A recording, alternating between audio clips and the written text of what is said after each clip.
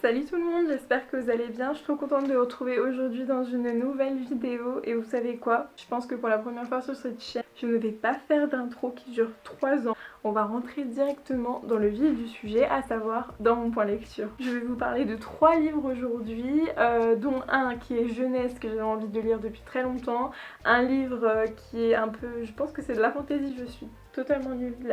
Non, la fantaisie je pense. Un livre d'une autrice française dont tout le monde a parlé, qui a fait énormément de bruit ces dernières années, que je n'avais toujours pas lu et dans lequel je me suis plongée, et un livre qui avait été mon coup de cœur quand j'avais 15 ans, dont je vous ai parlé dans ma vidéo précédente. Si vous ne l'avez toujours pas vu, je vous invite à la voir, je vous la mets ici ou ici. Il faudrait peut-être qu'un jour je me mette dans la tête de quel côté c'est, mais bon, ce sera par ici. On va commencer tout de suite avec le livre jeunesse. Le livre jeunesse dont j'aimerais vous parler aujourd'hui, c'est Mathilda de Roald Dahl, que je voulais lire depuis des années vraiment. De toute façon, à partir du moment où j'ai su que c'était un livre qui parlait d'une petite fille qui adorait lire, je me suis dit que j'avais envie de le lire parce que c'est clairement le genre d'histoire que j'aurais voulu lire quand j'avais 10 ans. Je pense que si j'avais lu à 10 ans, ça aurait été clairement un coup de cœur. Après là, c'était un peu trop jeunesse pour moi, mais c'était hyper sympa à lire. C'était dans une période où il faisait super beau, j'arrêtais pas de traîner dehors et de bronzer un petit peu. Je me suis dit j'ai envie de lire un truc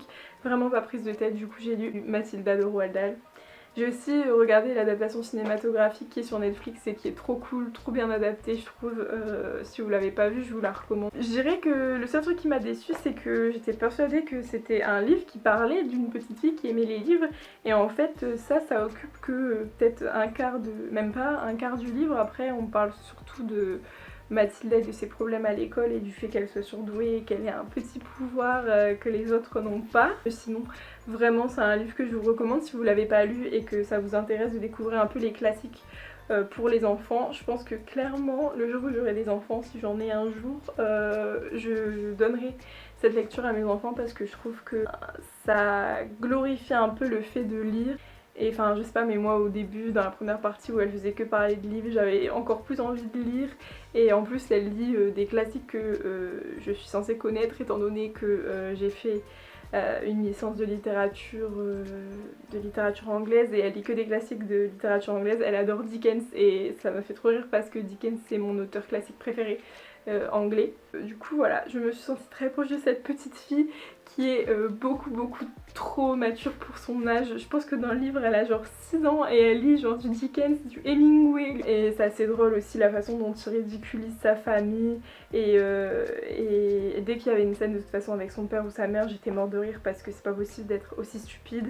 Voilà, à travers un petit livre comme ça pour les enfants, il critique quand même pas mal la société dans laquelle il vivait. Je lui ai mis 4 sur 5 parce que je trouve que le personnage de Mathilda il est hyper touchant. Et puis je le recommande vraiment si vous voulez passer un bon moment, et je vous recommande aussi de le faire lire à peut-être les plus jeunes d'entre vous. Moi c'est sûr que j'ai pas trop d'enfants dans mon entourage, mais si j'en côtoyais qui aimaient lire hein, à 8-9 ans, pourquoi pas leur donner ça. Si j'avoue que la directrice de l'école de Mathilda, elle m'aurait sûrement fait flipper à 9 ans. D'ailleurs, je sais pas si vous avez vu le film, mais dans le film elle est vraiment très effrayante. J'aurais pas aimé être dans cette école, hein, vraiment. On va sortir de l'aspect un peu littérature jeunesse pour s'intéresser à quelque chose d'un peu plus adulte.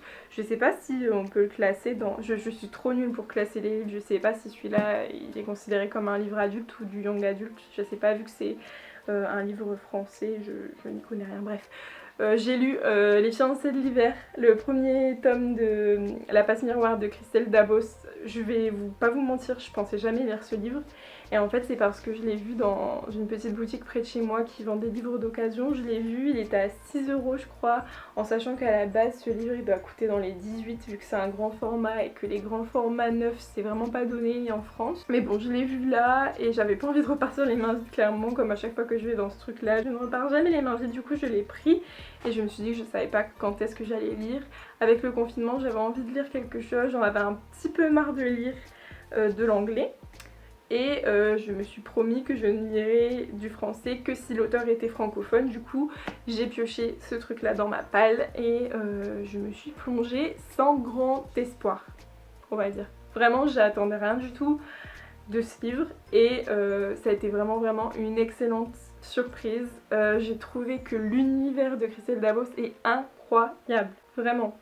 Je me demande vraiment où est-ce qu'elle a trouvé toutes ces idées, je trouve que c'est super bien construit.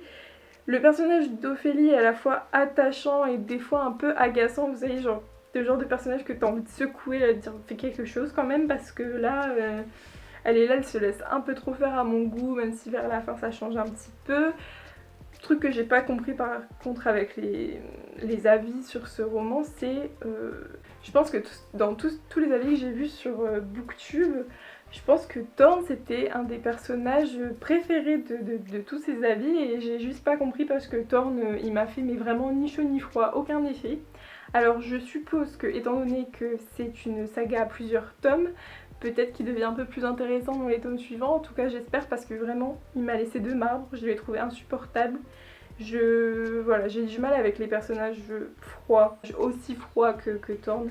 Je vous ai pas fait de résumé de cette histoire, mais en vrai je pense même pas que je pourrais. Et puis en plus je pense que j'arrive un peu après la guerre, donc je pense que tout le monde la connaît cette histoire. Mais en tout cas, vraiment, je lui ai mis 4 sur 5 parce que j'ai vraiment beaucoup aimé l'univers. Après, c'est vrai qu'il y avait quelques longueurs, mais globalement, c'était hyper divertissant. J'ai vraiment beaucoup aimé l'univers. Même si l'univers est hyper sombre, on a l'impression qu'il y a vraiment personne de gentil à part peut-être un ou deux personnages, notamment... comment il s'appelle ? Je ne sais plus son nom, qui l'aide et qui les guide dans tout le truc. J'ai trouvé que lui il était hyper attachant et voilà, son personnage était super intéressant. Après j'ai aussi aimé, enfin en même temps détesté, enfin, je l'ai aimé détester Bérénild. Je trouve que c'est un personnage hyper intéressant, qui est un peu double face, on comprend pas, des fois elle est gentille, des fois c'est une ordure. Et je sais pas, je trouve ça intéressant. Dans toutes les scènes où elle était là, je trouvais que c'était marrant parce que elle est genre cruelle, mais vous voyez, classe. Que dire à part que si vous n'avez pas encore lu cette saga, ce dont je doute fortement parce que j'ai l'impression que tout le monde l'a lu, ben je vous la recommande vraiment. En ce qui me concerne, moi je ne suis pas du tout habituée de la fantasy, je ne sais même pas si on dit que c'est de la fantasy, dites-moi si j'ai tort. Dans quoi vous classeriez ce livre, mais moi je ne suis pas du tout habituée à la fantasy en général, je lis que du contemporain, du thriller.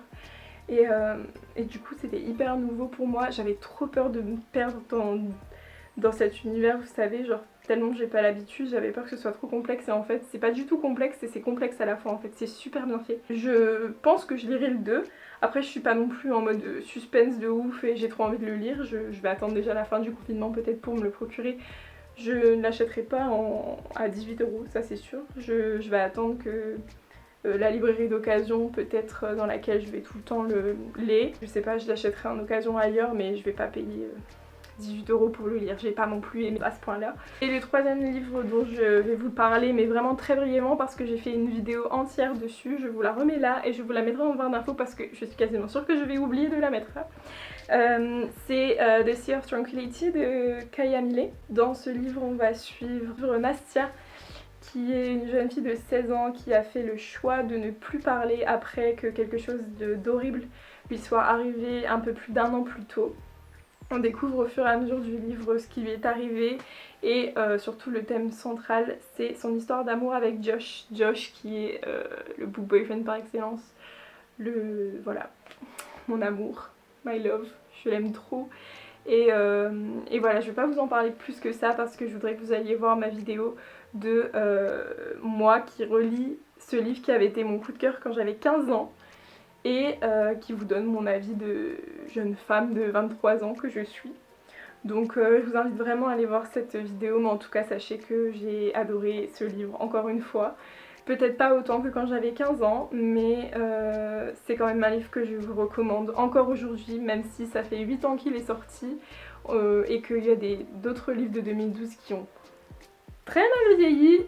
Celui-là, il a très bien vieilli. Je pense que s'il était sorti aujourd'hui, ça aurait pas posé de problème parce que je ne vois aucun problème, aucune chose vraiment très problématique. Vous voyez, le genre de choses qu'on pointe souvent aujourd'hui.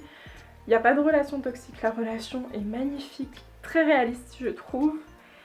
Ça prend du temps à s'installer, mais moi c'est ce que j'aime. J'aime pas quand les histoires d'amour c'est hop hop hop, on s'aimait pas, maintenant on s'aime et tout. Là on voit vraiment le développement de la relation et c'est ça que j'ai aimé dans histoire. J'ai aussi beaucoup aimé les personnages secondaires qui sont pas juste là pour dire qu'il n'y a pas que les deux protagonistes principaux, vous voyez, ils ont aussi des histoires chacun de leur côté. Et voilà, je ne peux que vous le recommander. Si vous ne lisez pas en VO, il existe en français. Le titre c'est Tes mots sur mes lèvres. C'est la couverture en français. Qui n'a rien à voir avec celle en anglais, qui est beaucoup moins jolie je trouve. Comme je disais dans ma vidéo précédente, la traduction est incroyable, donc n'ayez pas peur, vous pouvez le lire en français, vous n'allez rien perdre de l'histoire vraiment. La traduction est très belle, il y a de très belles citations, il y a de très beaux passages, il y a de très belles leçons de vie. Et du coup, je vous le recommande chaudement. N'hésitez pas à me dire si vous l'avez lu ou si vous voulez le lire. Écoutez, c'était plutôt rapide comme point lecture, je suis assez fière de moi. J'ai fait des avis assez rapides, je n'ai pas tourné autour du pot pour une fois. J'espère que cette vidéo vous a plu. J'ai pas lu énormément hein, comme vous pouvez voir, mais bon, ça faisait longtemps que j'avais pas lu 3 livres en un mois. Dites-moi si vous avez lu un de ces livres, ce que vous en avez pensé, si vous êtes d'accord avec moi, si vous n'êtes pas d'accord avec moi, on peut en débattre dans les commentaires avec grand plaisir. Comme d'habitude, si vous voulez me contacter, vous retrouvez tous les liens pour me contacter dans la barre d'infos, mes réseaux sociaux, Facebook, Twitter, Insta, tout ça. Et sur ce, je vous souhaite une bonne fin de confinement, en espérant que ça soit vraiment fini le 11 mai. Je vous fais de gros bisous, surtout prenez soin de vous, c'est très important, encore plus durant cette période un peu compliquée. Je vous fais de gros bisous et je vous dis à bientôt pour une prochaine vidéo. Bisous!